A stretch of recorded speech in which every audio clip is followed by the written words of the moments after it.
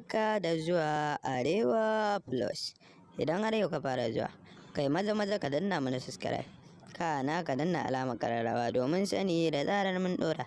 Idan kuma dama can kai ma abocin shiga gidan tiban nan namu ne, sai ka danna mana like.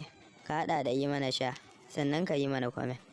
Domin mu ji menene ra'ayinka, menene ra'ayinki, menene ra'ayinku a dangane da wannan bidiyon.